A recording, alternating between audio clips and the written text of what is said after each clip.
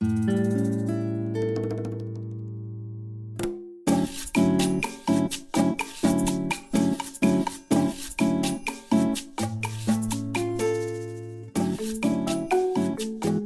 folks, welcome to another episode of the Security Table. This is Chris Romeo. I'm joined by Matt Coles, Tanya Ward, and Izar Tarandash. We're recording this episode on St. Patrick's Day, and so we're enjoying a little St. Patrick's Day cheer. No, that came out wrong. We weren't experiencing a little bit of St. Patrick's Day cheer before we began the episode, but we are recording this on St. Patrick's Day. And what is in the big question is, what are in these glasses? What are you drinking there, Chris? Yeah, I'm nothing. I have to keep the focus here, because if any of y'all just fall over, I have to keep talking. That's the rule of the show here. Again. Well, we started last episode talking about the national cybersecurity strategy that the U.S. government put out. We had lofty goals that we were gonna crank through it. We finished the introduction in our last episode, and so I'm gonna put forth a lofty goal again for this episode to say, I have faith. I think we can at least get through one pillar, maybe a few of them. I think there's a few pillars that are going to be more interesting to us based on our experience and kind of where we fit into the industry. Others we may not have as much comment about. So let's jump right in with pillar number one in this national cybersecurity strategy. And pillar one is referred to as defend critical infrastructure. It's tough to argue with that, isn't it? It's tough to argue with the need to defend critical infrastructure. We can rename it as the Kumbaya pillar, because it's just talking about bringing everybody together under one wonderful roof where everything is going to be defended. But yeah, it's hard to defend against. It's hard to say anything against defending. I guess it really comes down to what are they considering in scope for critical infrastructure. But other than that, I agree with you. Although this has, again, been said for years, right, with all of the different agencies and all the different, and both public and private and sort of in between, and you have federal defense and non-defense networks and organizations. Nobody likes to play well together, right? So it'll be exciting to see how that all comes together. If it really does all come together. Yep. I think your point is right on about how do you define critical infrastructure. We're no longer in this world where, you everything that we build and everything that we have out there kind of is all these different pieces coming together. So while, the private sector provides a lot of amazing things to our citizens, at some point, I feel like the responsibility literally on the private sector is moving, literally the government's kind of coming in and, trying to take a little bit more control over protecting these, not just the private sector, but also the public sector as well. Because if you take, for example, let's take a pipeline or water systems, most of the technology potentially instituted within that are probably coming from the private sector, right? Yeah. Like technology companies. So I'm like Matt, very curious to understand what breadth does that have across when we define critical infrastructure, but also what does it mean when they say establish cybersecurity requirements to support national security and public safety? Because I think that's going to have a trickle effect into the private sector in a big way. Yeah, let me read you a statement that and this is a direct quote from the National Cybersecurity Strategy on page 7. The American people must have confidence in the availability and resilience of this infrastructure and the essential services it provides. Seems like, and once again, that's a tough statement to argue with. Like, that makes sense. We expect that when we flip the light switch, we have electricity to our homes. We expect when we turn on the water that water comes out of the faucet and it's clean and not radioactive or has any other destructive properties. Yeah, no, interestingly enough, though, if you look at page 8, they call out oil and natural gas pipelines as part of that critical infrastructure too. Sure. Right, so there's public service offerings, exactly, like water and sewer and whatnot.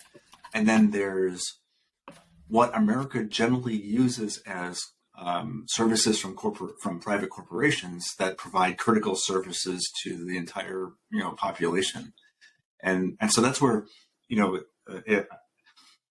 obviously there is somewhere there is a definition of what critical infrastructure is, and so basically I think they're coming down to everything that is is of general use to the general population that people rely on to live their daily lives. So TikTok. Well, I guess in I guess if you follow along with the latest TikTok news, right, about we're going to stop allowing TikTok if depending on who's so involved with the company in the back end. Well, is the transfer of data through an app that has lots of competitors in the marketplace critical infrastructure?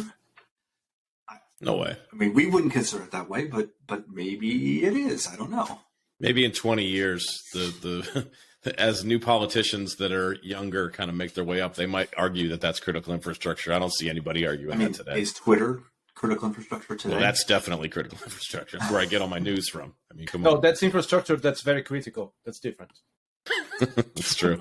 Actually, it's an interesting concept. Like social media platforms, are they considered critical? Yeah, I would guess probably not, just because, would our lives be better if they all of a sudden went away? Yes. Critical, I think, comes down to those three things. Doesn't it come down to safety? What is it? The Maslow kind of psychological factors, right? It's safe, like water, safety, and I'm sure there's another one that I'm missing. Growing up, able to. I remember a quote by a science fiction author. I'm sorry, I just drawing a blank, but it was something like, humanity is 4 days of without electricity away from cannibalism or something like that. Neil Stevenson, I think, might have written That's that. Stevenson? It might have been. It was either him or Gibson, so one of the two, maybe. I don't know for sure. No, I think it's one of the old classics. Like it was Asimov or Ray Bradbury. But anyway, those were the simple times. Remember? Yeah. When electricity was enough to draw us back to cannibalism. My dad used to walk to school too, right? Now we have buses. Uphill both ways in the storm, right? Yeah. I mean, In the snow. So I have a question, right? So one thing that I read within that section was somewhat of it drew my attention where it kind of calls out like there was a lack of mandatory requirements, and that's resulted in inadequate and inconsistent outcomes. Do you believe today that we really do have a lack of mandatory requirements? And what does that mean? Does it mean, because like we do have standards, we do have, all of these different, whether it's in the public or private sector? I think it's industry dependent. Yeah. So I've kind of done a tiny bit of work around the world of electrical utility and seen some of the books of regulations that they have to comply with, and seen the audit processes and everything that goes with that. But I wouldn't say that same rigor is applied to every discipline, everything that we consider critical infrastructure. This is just, Nuclear Regulatory Commission has some very specific requirements, and then there's some electrical requirements that come in from that as well. So I can't speak to all of the industries, but I think electrical has a solid set of mandatory requirements because I've been on the edge of working with them. And that's like NERC, right? NERC. NERC, yeah, NERC SIP. Yeah. But that's regional, right? So, I mean, critical infrastructure, I mean, when you talk especially about electrical grid, right, you have the U.S. and then you have Texas, right? And parts of Oklahoma, I think, is in there somewhere. And I imagine you have Hawaii being distinct and Alaska being distinct. And so it's not necessarily universal, is it? I think NERC is universal. I think that's a federal thing. Oh, okay. So you have to comply with that in the energy world. But once again, energy is only one piece. I wouldn't say a tiny piece, but it's one piece of critical infrastructure. Right. I'm not aware of, and maybe just be because I haven't looked at it. I don't know what happens in water. Do you have specific water requirements? I don't know. I imagine you have safety requirements for things that have safety impact, like transportation systems, water systems, buildings certainly. Although whether that extends to all parts of those systems is probably interesting, right? What's critical to the functionality that you need versus what's differentiation or new or in corporate interest. Yeah. But I think the answer to Tanya's question is we don't have consistent practices. We don't have necessarily specifically a body of required, like mandatory requirements or controls.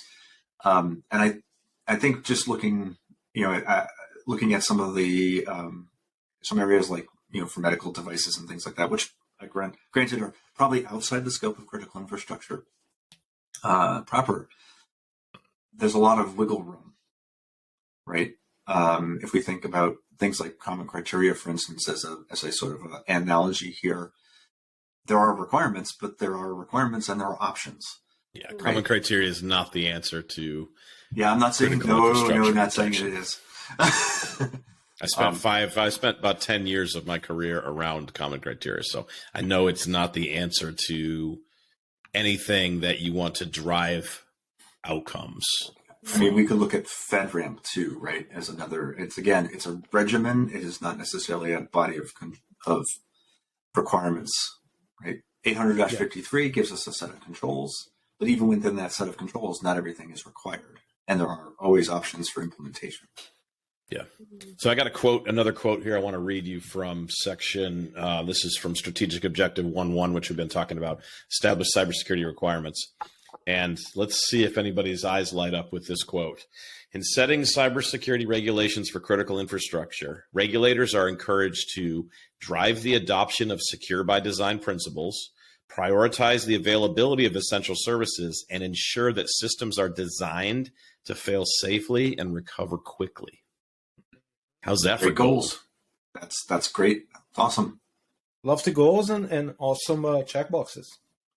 Yeah. But I mean, when you think about this is effectively taking threat modeling and adding it. They didn't call it threat modeling because secure by design, you could argue, kind of sits above the discipline of threat modeling or maybe side by side with it. But these are, if this can translate into something that's in reality, it's a very powerful set of things that I think we would all agree. Those are things that we're driving in corporate America, as far as requirements for engineering teams. I have a quick question on that. But do you think that when we think about society, or even in our profession, do you think that we have enough people who are trained in those things? Because when I read this section, when I think about, it goes back to our prior conversation that we had discussed around potential jobs, what we're seeing out there. I'm seeing an increase more on kind of risk management type positions. I mean, go look at LinkedIn. I mean, you search, It's like InfoSec, and then you look at what you've just said, which are fundamental pieces to really help build resiliency into the thing, like the systems that we're putting out there. Do you feel like this will drive for more jobs potentially in that space, or do you think it will because the enforcement adoption is also mentioned? Yeah. Would that drive for still more kind of risk management type,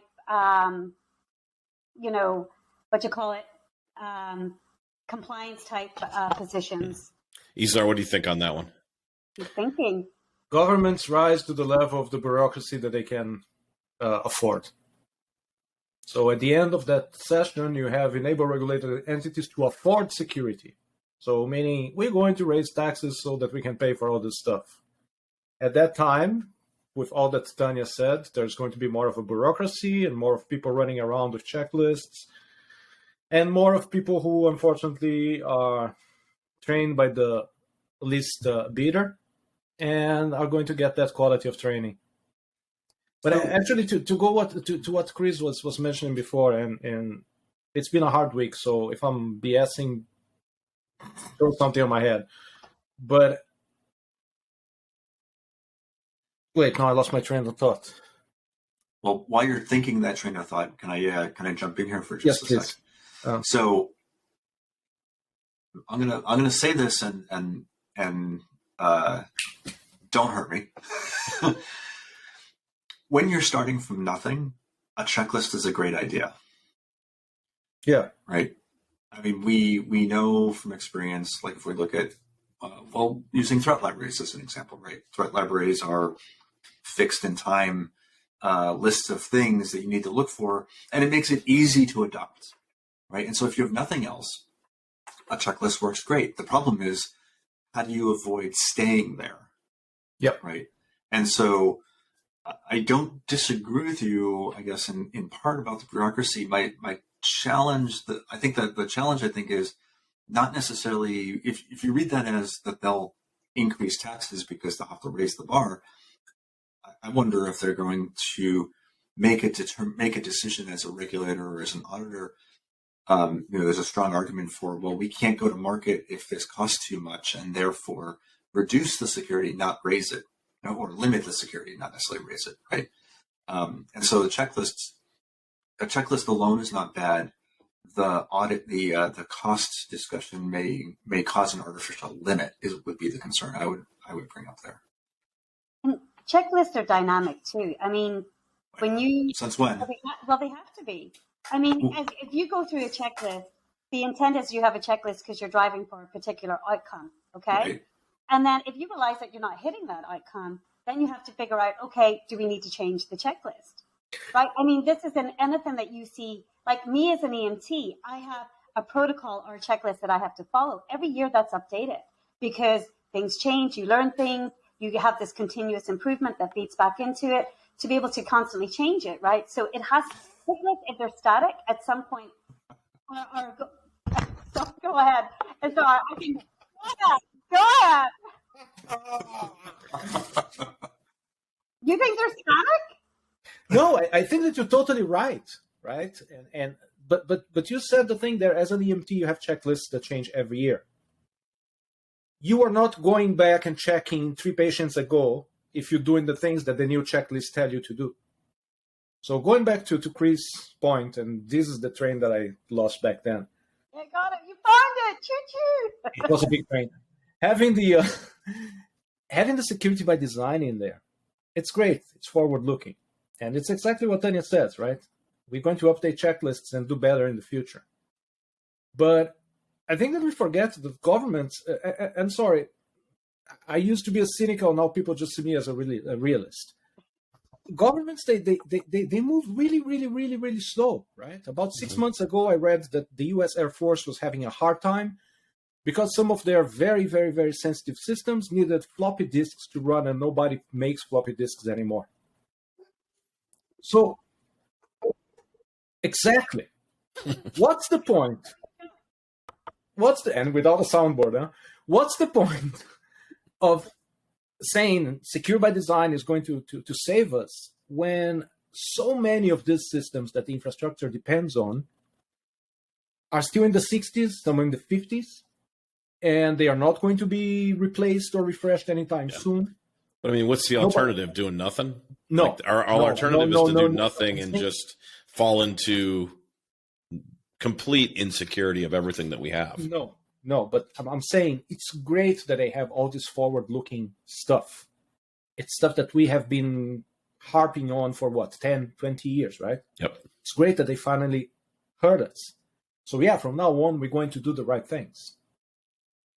It's going to cost a pretty penny more to go back and fix what's in place right now, right?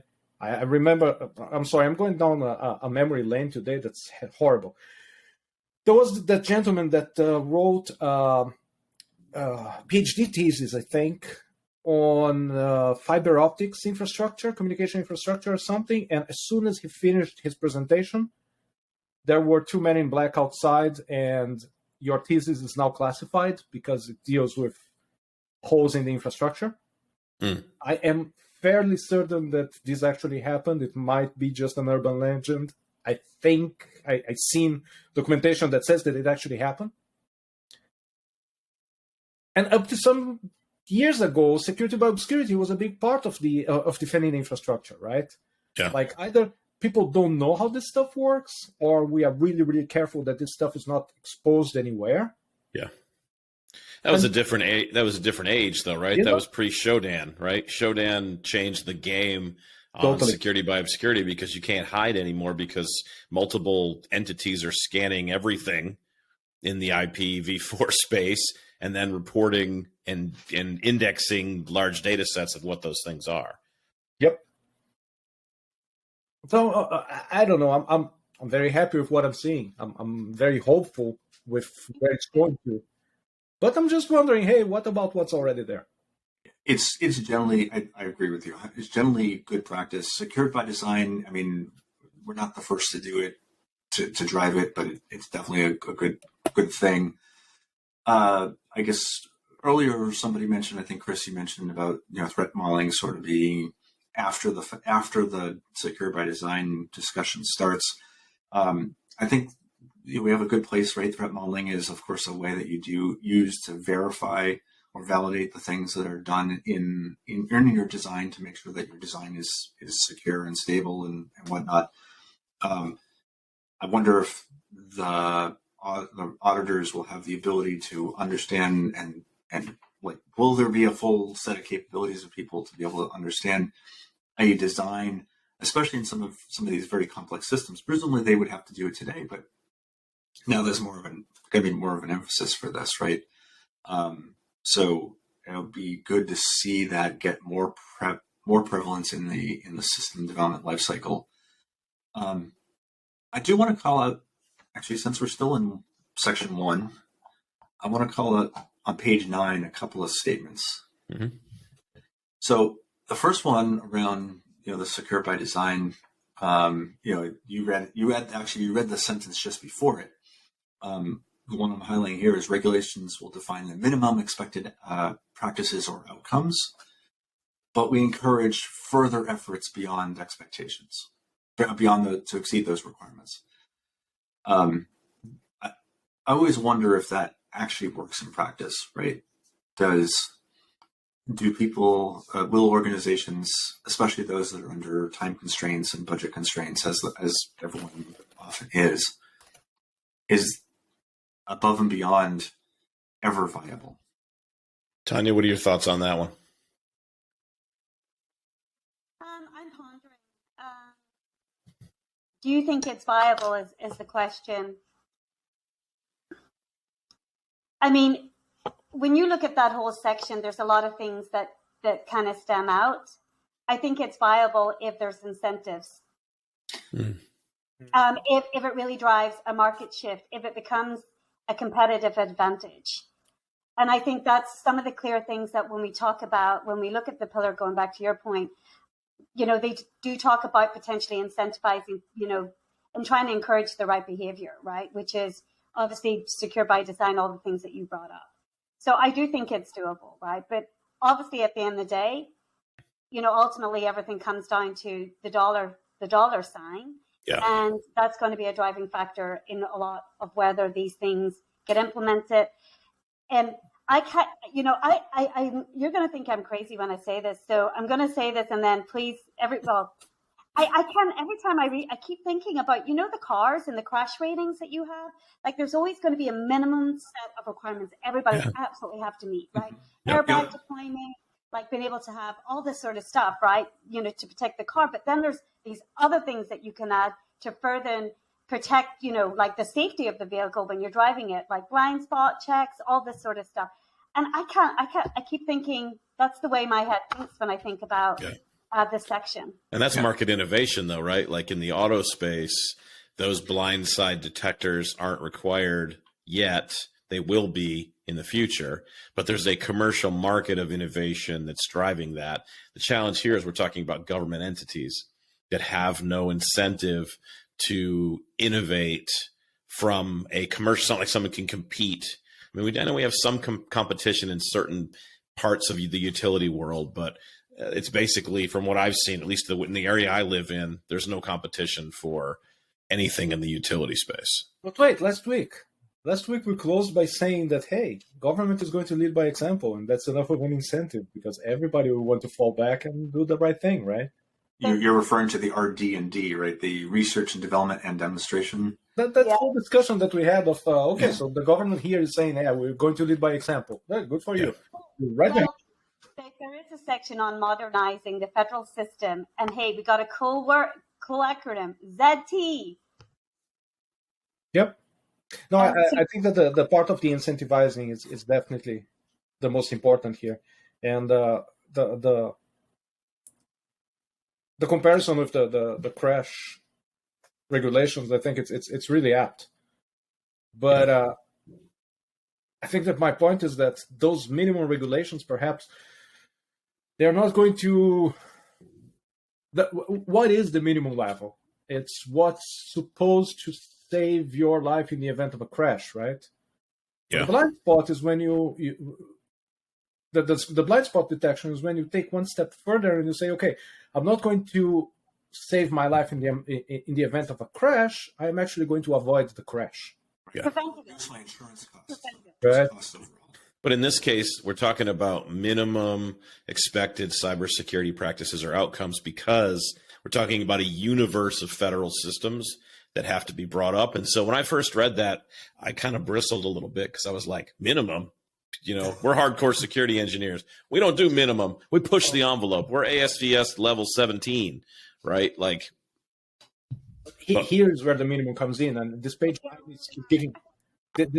is giving us a lot to talk about. Huh?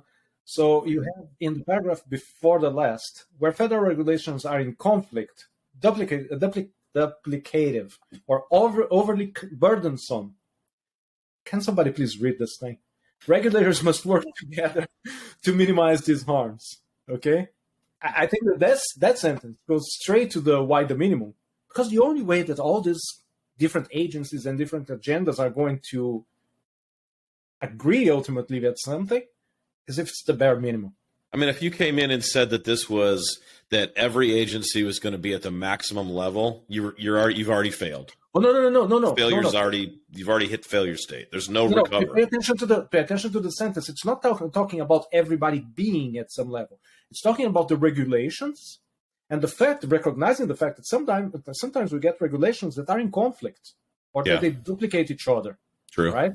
Or that overly burdensome. It's too hard to do it. How many times in our security careers we have heard somebody say, "Oh, you're right, but it's so hard to do that, so I won't do it."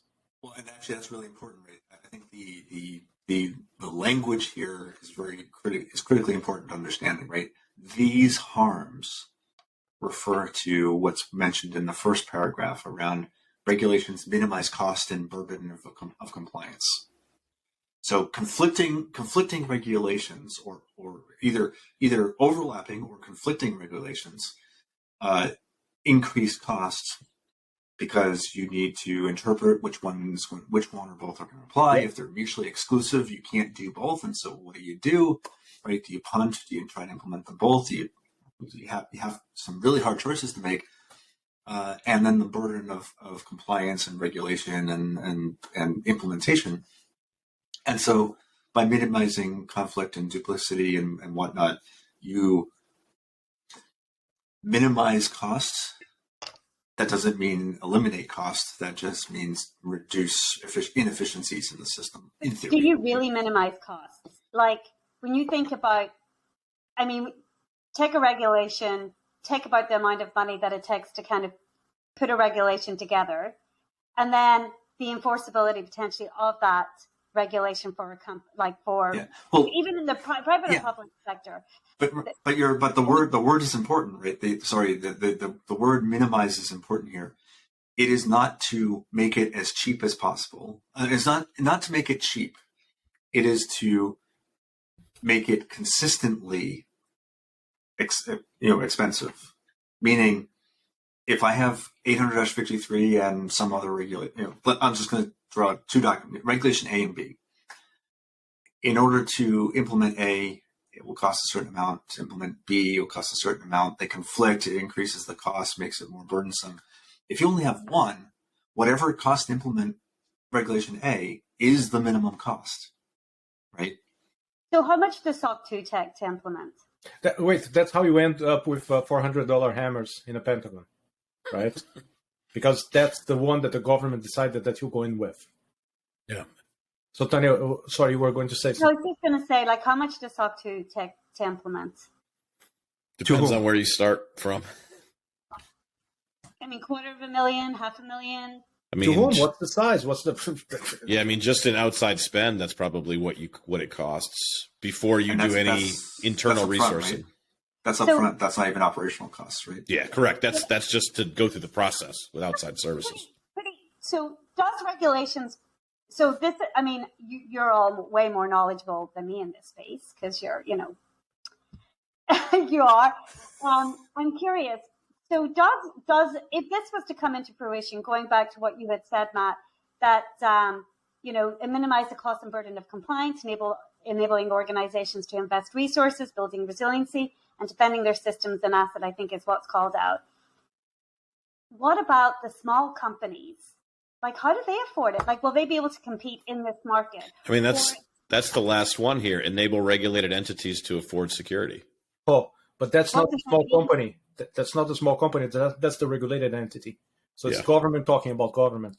So I guess when you're talking about, Tanya, about small companies, how do small companies... Like going back to public utilities, right? The public sector, like those that serve, not necessarily government. Well, I guess, I'm maybe not, the public sector where it's maybe not government owned, like going back to electricity, like all the different companies out there. I think the way I read this... They're trying to build out, or even think about solar, like solar power, right? And delivering that. The way I read this is those are part of critical infrastructure. And so like this last section, enable regulated entities to afford security. I don't know how they're actually going to, they're noting that as an issue. This whole paragraph is basically just saying expect more taxes. That's all it's saying. Perhaps. We're going to have money to fund all these initiatives. And we're going to go into Congress. And what's the thing? Administration will work with Congress to develop regulatory frameworks that take into account the resources necessary to implement them, meaning more money, more taxes. Yeah. They're trying to level the playing field in smaller, I think with smaller utilities and whatnot here. We decided right off the bat, this was not going to be a political discussion. So we're not going to, I don't want to get into... No. Actually, to me, this doesn't fall into politics. To me, this falls into the education that I needed last time around, okay, you have this strategy, you're going to work with Congress. In the long term, what does that mean, right? Yeah. You're going to enact laws, and for how long are they good, and how are they funded? That's my blind spot. Yeah. I want to piggyback on the SOC 2 discussion just because, that's cloud related. There's something in here. I'm going to stick on page 9 because I think it's really exciting and interesting. Well, I think it's interesting, maybe not exciting. The statement here: cloud-based services enable better and more economical cybersecurity practices at scale. Good. We could debate that, whether or not cloud actually makes more economical cybersecurity sense. I mean, let's debate it. I'm in favor of how they wrote the sentence here. Sounds like you might not be. No, well, let's hear it. What's the thought there? When you're thinking about, and I've got this is a live example. I'm not going to say who, but I'm working with a company who, I've heard this story, but when you think about like what AWS does for you, like let's just use AWS. You can substitute Azure, GCP. I'm not recommending AWS. Yeah. You think about what I get when I build a new application, or let's just say a new system. Let's even step above and say we're building a new product or system that may have multiple applications. There are certain things that the cloud provider just is turned on by default for me now, like and default services that are available. For example, take a key vault, right? 10 years ago, I don't even think we had a key vault in the application space. Now it's as easy to use a key vault from my cloud provider as it is to create some other crazy place I'm going to put my passwords that's insecure. It's actually easier to use AWS's key vault. You could say the same thing for a lot of different capabilities that are provided there, from like data at rest encryption. It's literally turned on by default in S3 now. And I have to go in. It's harder. It takes more work for me to go disable the security basic features that are being provided by the cloud provider. And so that's why I feel like this is a good statement and I feel like it's true. And you think they're better than anything you could build on-prem?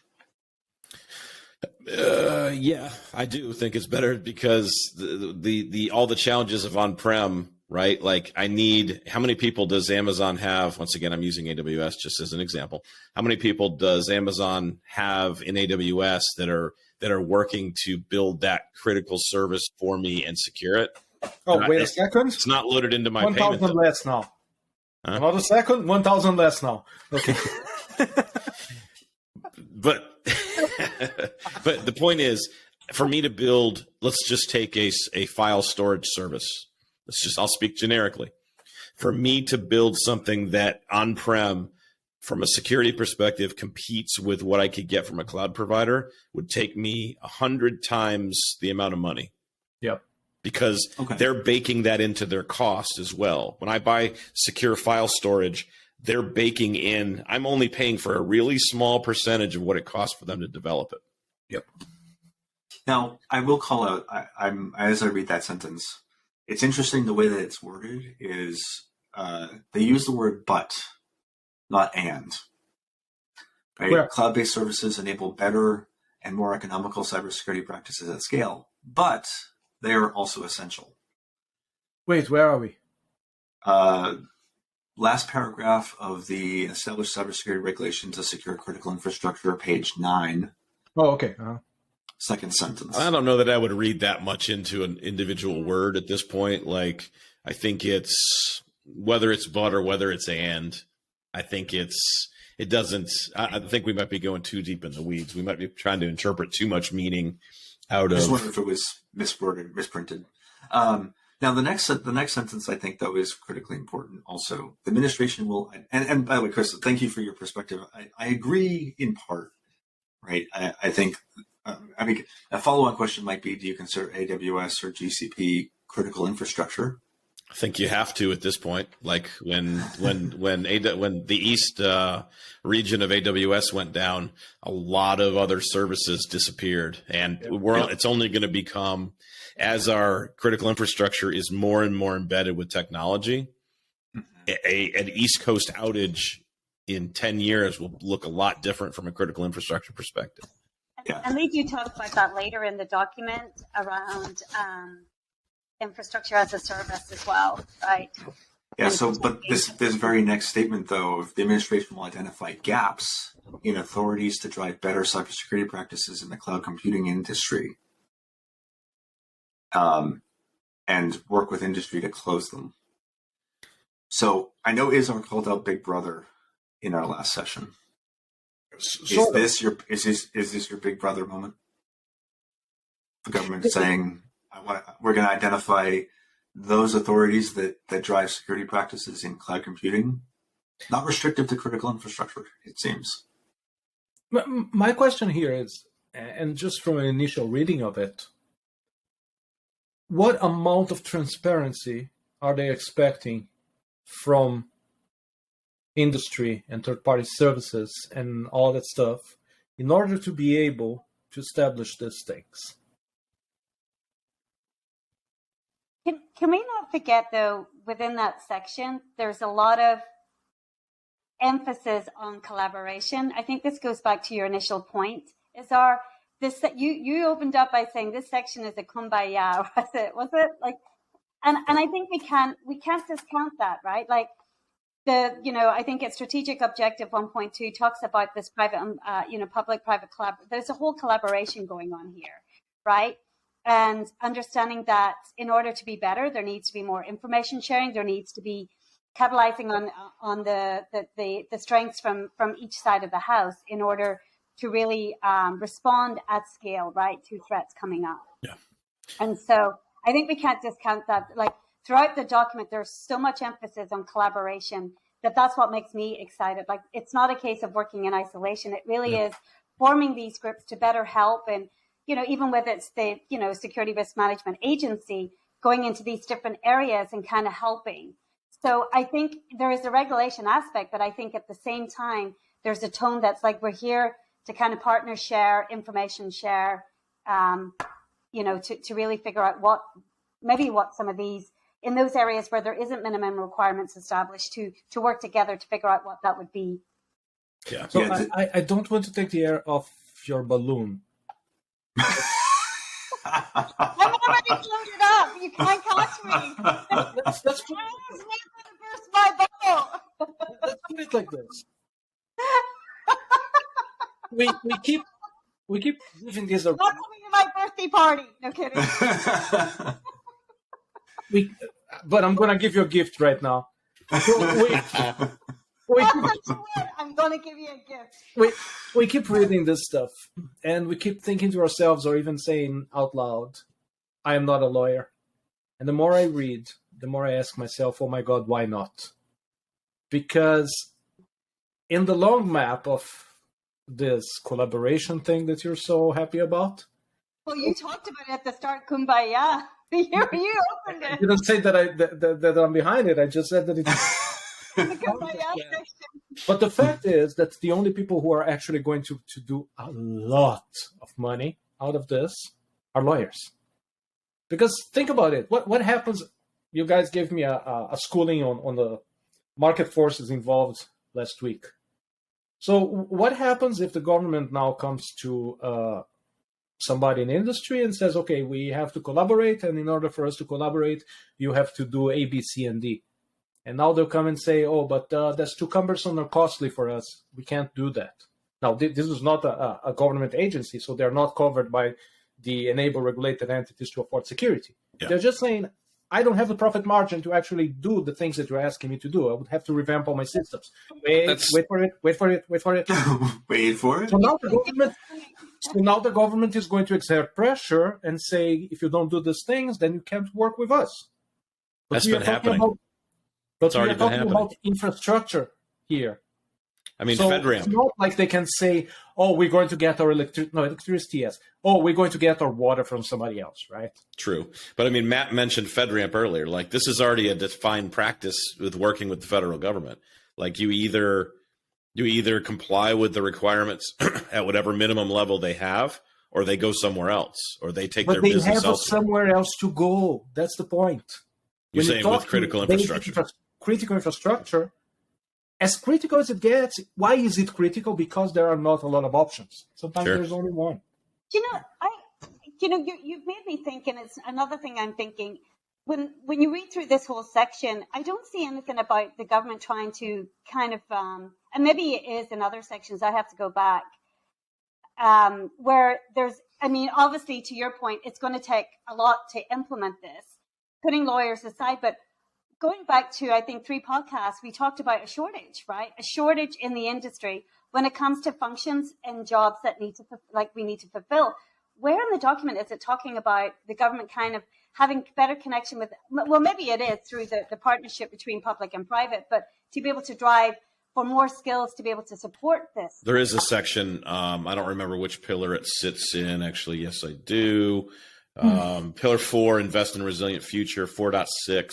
Training, it covers the need to train more people in cybersecurity related disciplines. So they do call it out. It's a good ways down in the document from here, though. Okay, so we've spent a lot of time on Pillar 1 in Strategic Objective 1.1 So we got to get 1.2. We're not even in 1.2 yet. We haven't even crossed that boundary yet. Well, so I was gonna jump ahead. It's talking about the Kumbaya moment. I want to jump ahead to page 13. Let's do that. Let's go to page 13. So one thing I think that it calls out, and I think we talked a little bit about it, in last time, but I would really love to see this come together. Collectively defend federal civilian agencies. Yeah. Right. Yeah. This is huge. Right. Yeah. Everyone from cells. I know, the DoD and really, hardcore internal, non-civilian agencies have a lot of resources. They already do information sharing, right? And in the industry, you have ISACs, right, which provide real-time information, threat intelligence sharing, and whatnot. But nobody's sharing infrastructure, personnel, or techniques that they can apply directly. I mean, they go to the ISAC and they say, oh, how do I deal with this threat that I see, or is this indicators of compromise that I'm seeing, real? But they're not necessarily providing more direct assistance. And I think that if this were to come to pass, if maybe I'm reading a bit more into it than I should be, but I think as I read this, having the ability to, everyone is now responsible. Right, there is an agency that is potentially the weakest link, and it's the connected agencies that now have a shared responsibility for that thing not going under. And that's that's really important, right? That's everyone needs to work together because everyone's in it. Because if they lose, we lose. Well, totally. I mean, 180%. But you know what, Matt? I agree with what you said, totally. But I ask myself if, as civilians, we are not starting to see indicators that may be changing, and I choose to believe at deeper levels. With, for example, the way that the NSA stepped out from the shadows and started collaborating all over, both with training and they even have like cyber summer camps now. Which is And great. we know that they do publish indicators of compromise, threat intelligence, all that good stuff. So I choose to hope, because I see it as the only way forward, that the people who are responsible for this stuff took a page out of, unfortunately, 9/11 and figured out that sharing information is important, and as quick as they can share in here, it's going to make a difference. So I from one side, I share totally what you just said. From the other, in this specific case, I'm choosing to be an optimist. Yeah. I hope that the signs that we have seen mask something much bigger. Yeah, that's good stuff. And this is directly this section directly relates. Obviously, it calls out in the very tail end of this section, the second paragraph, right around the executive order, our favorite topic, SBOM, the SSDF, Secure Software Development Framework, and so all of these things that, in part, provide a sort of a minimum regulation or minimum requirements, but also are conducive to information sharing. So yeah. That's that comes so. I mean, if you were living in a little, like your own little island, it would be. We are living in a global economy, global world where, cyber threats are. There's no biasm in terms of where. Well, maybe there is, but there. I mean, it's borderless. So you have to share information. Definitely. Sorry, go ahead. No, I was going to say, Tanya gets the last word. We're going to move to Pillar 2. Pillar 1, we're checking that on the bottom. Pillar 1, check. We have addressed it. We have discussed it. We have debated it. Let's move on to Pillar 2, disrupt and dismantle threat actors. So throw defense out the window. Now we're going offense. Yes, now we're going after people. We're just getting in the car. We're driving around. We're going after our adversaries. Good thing. I mean, is that the question? Where are we driving to? Wherever they are. So wherever we think they are. I'm going to throw out a term. But wait, then comes the question: who are they? Well, that's exactly. I mean, this is the hackback. This is the attribution problem. I feel like we've debated this. This was a big debate. I want to say maybe 10 years ago, when a lot of people were coming out with we need to go after the people that are trying to get into our systems. And then I was always on the side of, yeah, but do you know that that's not somebody spoofing some other system to make you go to attack another third party that doesn't have anything to do with it? And so, there is. Have you ever watched Swordfish or philosophical debate here at the highest levels of what does disrupt and dismantle threat actors actually mean from a government's perspective? I'm sorry, but on the first paragraph, the thing took a big jump from philosophy to very much Hollywood stuff. When you put into parentheses that the efforts to be integrated include kinetic and cyber, you just up the game a lot. Okay, I'm going to plead ignorance, and I'm not afraid to say I don't know what kinetic means in this context. Kinetic means anything that has actual energy, things that go boom. Breaking. Okay, that means kinetic. So a bullet is kinetic. A 2,000-pounder bomb is kinetic. Okay. So basically, what this is saying is, hey, if we think that you are hacking, we can bomb you. Ooh, okay. I didn't get that. Interesting. I didn't read that. I didn't understand. Wow, that does raise the stakes quite a bit in this statement. It's not the first time that this has been brought up, though, right? This is, I think, maybe one of the first times it's been codified, or not codified, but as a policy, I think it's the first time. I could be wrong. I think as a policy, it's the first time. I think there's been a lot of discussion, especially around what we raised before, attribution and all that, and how difficult it is in terms of like morally what it would mean to bomb someone. But there have been precedent actually of this happening across the world. Well, they actually call out that the federal government has already been engaged in these types of activities, right? And some the federal of them, government yeah. has also targeted financial infrastructure used for illicit activities. But I think that kinetically, this will be the first time to say, hey, this is something that's in the arsenal. I don't think it's the first time. I think it's the first time we've seen it on paper, like in a consistent way. But people have talked about this for. Oh, I hope quite they some did. time. Yeah, I hope people talked a lot about this. Yeah. Now, here's a question for Kinetic, and because I think we talked about it a little bit last time. There's one thing about attacking, taking out a scam call center, or taking out other attacking systems, and obviously this all comes down to smart bombs and people on the ground and all that sort of stuff that we probably don't want to talk about. But what about things like turning off networks, or pulling licenses, or preventing public non-public organizations and organizations and operations from functioning properly, right? Kinetic is not just simply attacking an outside target, right? And that starts to make me think about the ownership. We discussed in the last episode the ownership of the internet, and it comes up in a later. It comes up in, I think, the resiliency section, in 4.1 about who owns the internet. But to your point there, does the United States government have the ability to take a country off the internet? Say you're not on the internet anymore. Technically, no. They do. No, the ability they do. Ability, but does the United States government own the internet? I would say no. The United States government does not have an ownership of the internet. No, but when you can do it through operational means, then it takes a different thing. So there's this discussion going on now about the gas lines that got interrupted.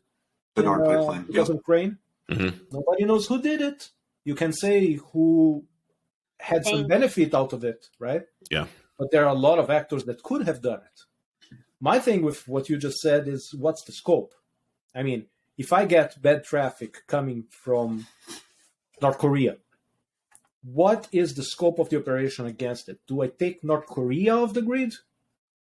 Do I take the city where I feel like the traffic is coming off the grid? Do I take the block, the building, the house?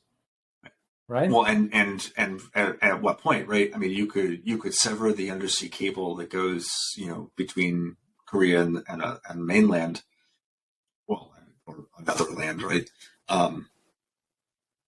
But that doesn't cover all the routes. Yeah, we're quickly drifting into the Minority Report type of, for real. So I was about to make that comment. You can tell we're sitting with threat modelers here, man, because they're going for the worst case scenario ever. Hey, this is some plan.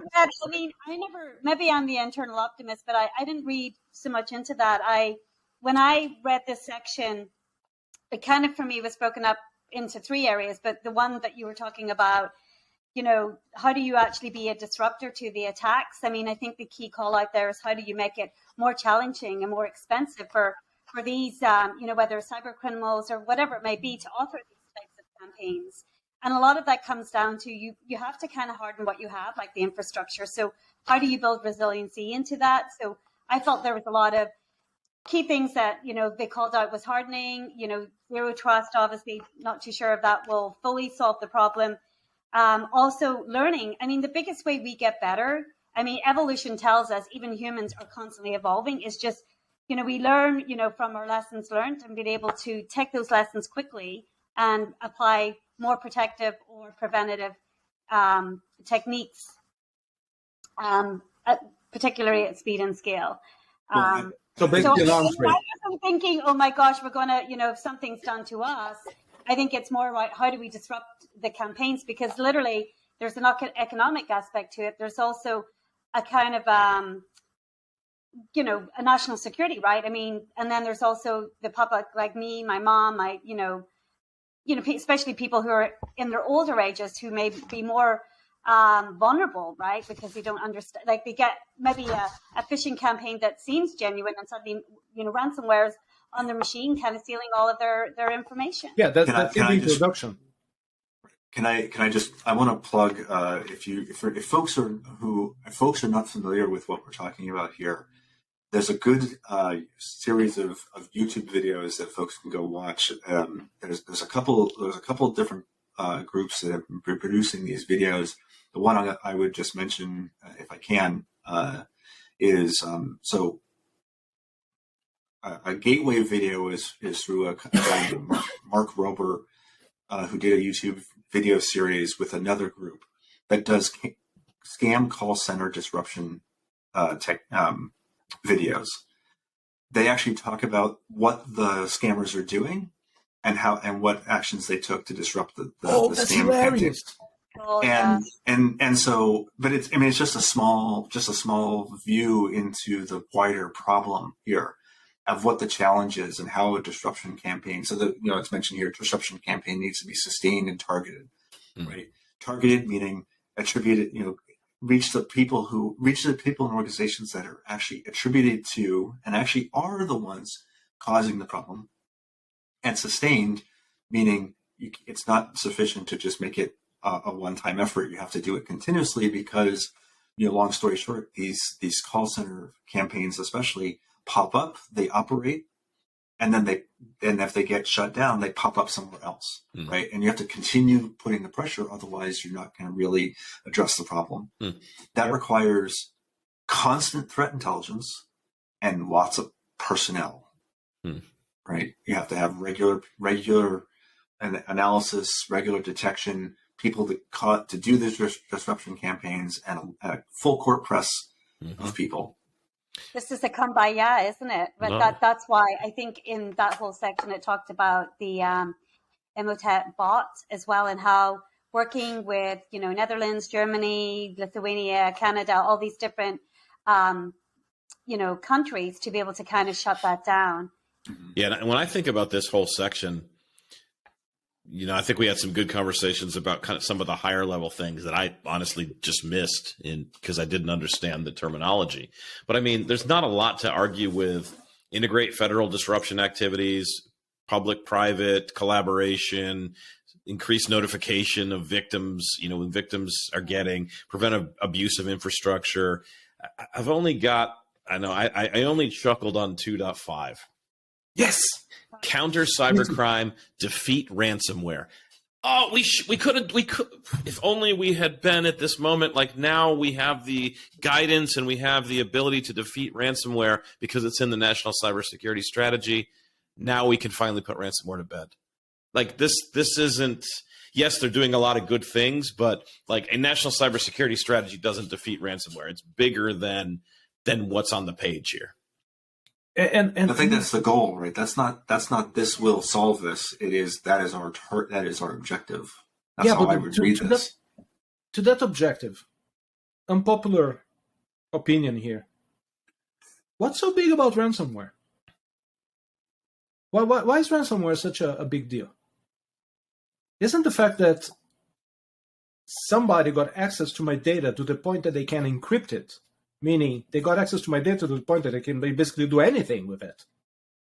Isn't that a worse? Well, I think that when it comes to actually protecting civilians, when you think about a hospital, like that is a big deal. If you're if you're about to go to surgery and you try to look at all the information about a patient and suddenly you don't get access to it, that's starting to impact people's lives. Well, yeah, I think that the important part. It is a big deal, and it's don't encrypt and ask for money. If I just erase it, the effect is the same.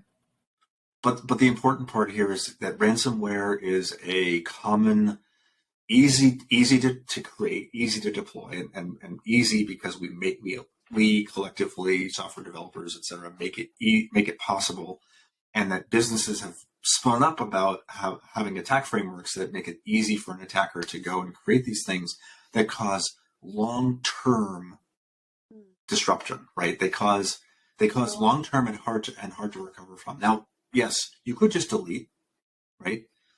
But it's the result of the ransomware that's the problem, right? It's the long-term, very difficult to recover nature of the attack, right? I like to use it as an example, just sort of as an analogy here, buffer overflows, right? What's the best case scenario from a buffer overflow? A crash, because you know what happened, right? The worst case, though, is that somebody uses that overflow to do code injection and do something else, right? And so ransomware could do a lot of things because you've granted it initial access and it has full control to do whatever it wants with your data. Yeah. Right? So if anything, the fact that it encrypts and asks you for money for a decryption key, whether or not that key works, it's a different matter, but you at least know it happened. Sure. But I think that, going back to what you say, I think that you touched straight into the heart of the question. It's something that's visible. You can put it in news. You don't have to explain too much to people what happened. Yeah. Right? I mean, the root of it is cybercrime, right? Like they said, counter cybercrime, defeat ransomware. Ransomware is just a vehicle of cybercrime. When ransomware goes away, the cyber criminals aren't all going to disappear. Oh, well, we can't do ransomware anymore. We're going to go get real jobs and just work 9 to 5 in Silicon Valley. That's a real job. Yeah, true. It is. I mean, it's become, like to Matt's point, it's become a cottage industry where there are startup companies and there are developers and there's there's a whole ecosystem out there. Yeah, there's a whole marketplace for buying ransomware. My point is ransomware is the current vehicle they're using. Defeating ransomware does not defeat cybercrime. People will think up some other thing that'll come next. And I just chuckled at it because it's such a big statement. Oh, defeat ransomware. We can all get behind it, but do I think the national cybersecurity strategy is really going to defeat ransomware in the next 5 years? No, I don't. So can I ask a question on that? So this is kind of going back to basic economics, right? Supply demand. Okay. So if you have these attacks and you are paying, because that's literally going back to your point, you have cyber criminal organizations that are making money out of this. What struck me as kind of interesting is the government didn't really put a position on whether paying it was considered, like whether there was going to be any regulations coming into play to kind of. They did actually.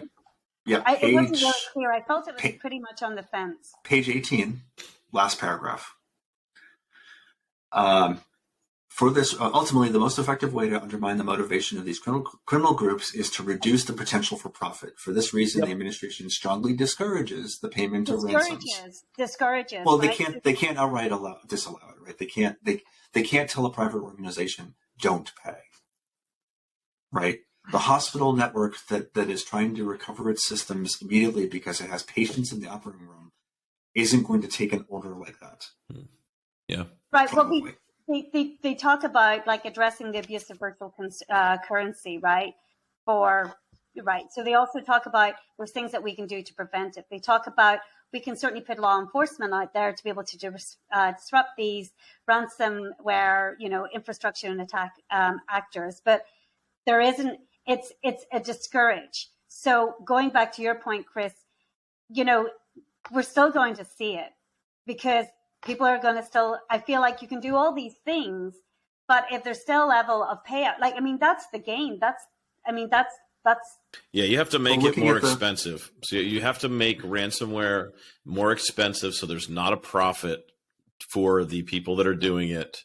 And so but then they're going to go try to find something else to generate. Now, I do want to say I would have liked to see a stronger word, and I'm going to nitpick on a word here again. Right. At the same time, victims of ransomware, whether or not they choose to pay, should report the incident to law enforcement or other appropriate agencies. Now, that seems like a very simple statement, right? They should do that.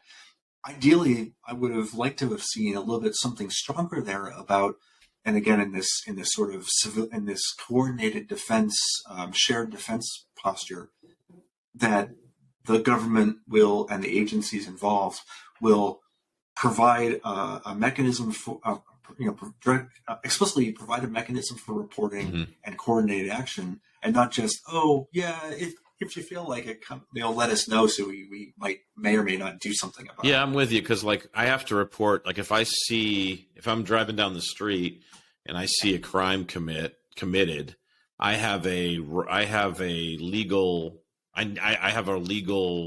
responsibility to report that crime, right?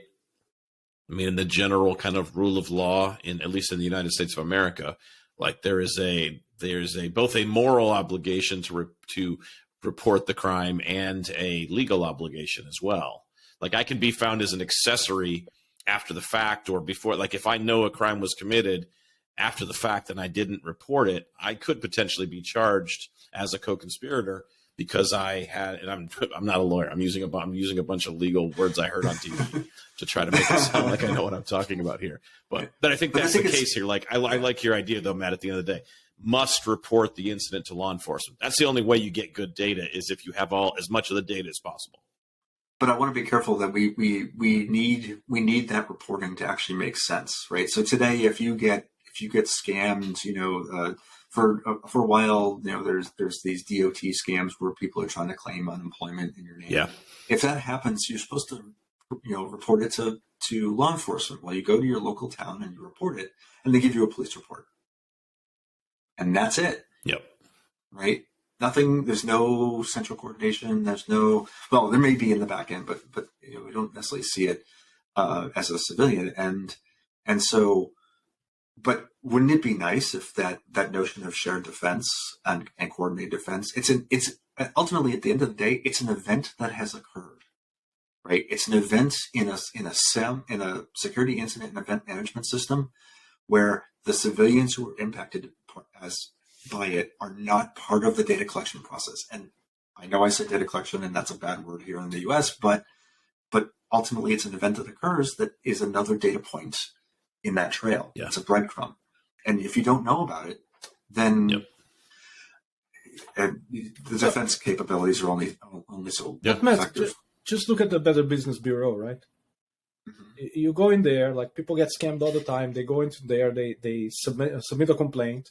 You go into a specific page of a specific business, you see like trillion complaints. We collected the data. It's in a central place. Well, that's right. You can't just collect the data. You have to do something with it. But right. What do you do with the data? Yeah. So what do we do with this data? Make it as part of the coordinated defense posture. Right. That's what I was suggesting. It would have been nice to see some, not just simply words on page, but actually make it part of the rest of the strategy. That this data makes sense. Yeah. Right. Yeah, you think about all the benefit that's come from the information sharing. Somebody mentioned it earlier. The ISACs, for example, have opened up a whole new world of companies and organizations knowing what the threat is against them because they can coordinate with what their peers are seeing. Like that's valuable. And that all comes down from data. If we don't have this data, if you don't know how many people are actually paying ransoms, you don't know. It's harder to know whether have we defeated ransomware. We don't know if we don't have the data. It starts with the data.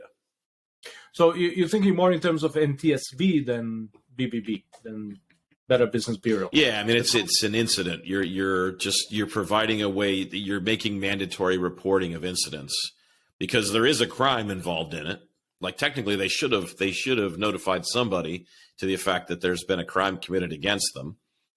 Yeah. And so that's all I'm asking for. And so any final thoughts before we wrap up this episode with Pillar 2 and call Pillar 2 checked off as well? But I want to make sure if anybody has any Pillar 2 things that you were like, I had to talk about, this is your final opportunity. Well, if you're hacking something and you see a black helicopter on the window, run. That's good advice just in general for life. If you see a black helicopter anywhere near you and appears to be hovering, run. Run. This is like the ransomware, the black helicopter, then it'll come as something else, right? We need some vehicles to pick up these cyber criminals.